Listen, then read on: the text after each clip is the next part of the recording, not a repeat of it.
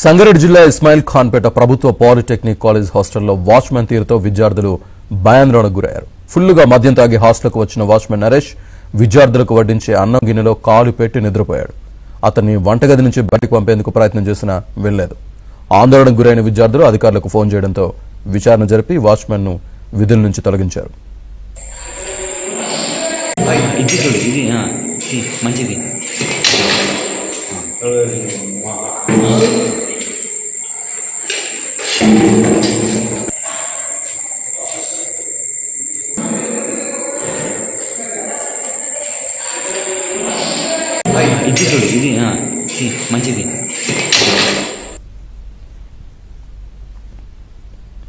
సంగారెడ్డి జిల్లా ఇస్మాయిల్ ఖాన్పేట ప్రభుత్వ polytechnic college హాస్టల్లో వాచ్మెన్ తీరుతో విద్యార్థులు భయాందోళనకు గురయ్యారు.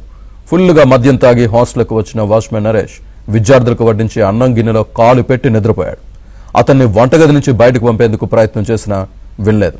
ఆందోళనకు గురైన విద్యార్థులు అధికారులకు ఫోన్ చేయడంతో విచారణ జరిపి వాచ్మెన్ ను విధుల నుంచి తొలగించారు. పూర్తి డీటెయిల్స్ మా కరెస్పాండెంట్ పరశురామ్ అందిస్తారు. పరశురామ్, ఇస్మాయిల్ ఖాన్పేట ప్రభుత్వ పాలిటెక్నిక్ కళాశాలలో వాచ్మెన్ గా పనిచేస్తున్న నరేష్ కొంతకాలంగా కూడా ఇదే మద్యం మత్తులో విధులకు హాజరవుతున్నాడు. అయితే గతంలో కూడా చాలా సార్లు ఆ విద్యార్థులు అధికారుల దృష్టికి తీసుకెళ్లడం జరిగింది. అయినప్పటికీ కూడా ఎవరు పట్టించుకోలేదు. ఈ రోజు మధ్యాహ్నం సమయంలో అతను విద్యార్థులు ఏదైతే అన్నం వండుతారో ఆ గిన్నెలో కాలు పెట్టి పూర్తిగా మద్యం మత్తులో ఉండి అక్కడే నిద్రపోవడం జరిగింది. అతన్ని చూసి కొంత విద్యార్థులు, అక్కడ ఉన్న విద్యార్థులంతా కూడా భయాందోళనకు గురయ్యారు. అతన్ని అక్కడి నుంచి నిద్రలో బయటకు పంపించే ప్రయత్నం చేసినప్పటికీ కూడా అతను వినకుండా మద్యం మత్తులో ఇతరులైన వాళ్ళు అక్కడనే ఉండిపోవడం జరిగింది. దాంతో ఆ విద్యార్థులు కొన్ని సెల్ ఫోన్ లో వీడియోలు తీసి ఉన్నతాధికారులకు ఫోన్ చేసి ఆ వీడియోలు పంపడం జరిగింది.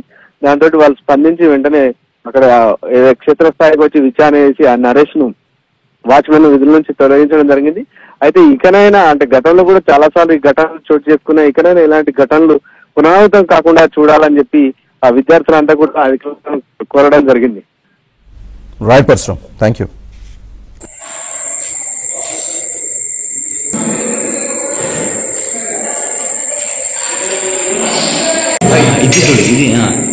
మంచిది.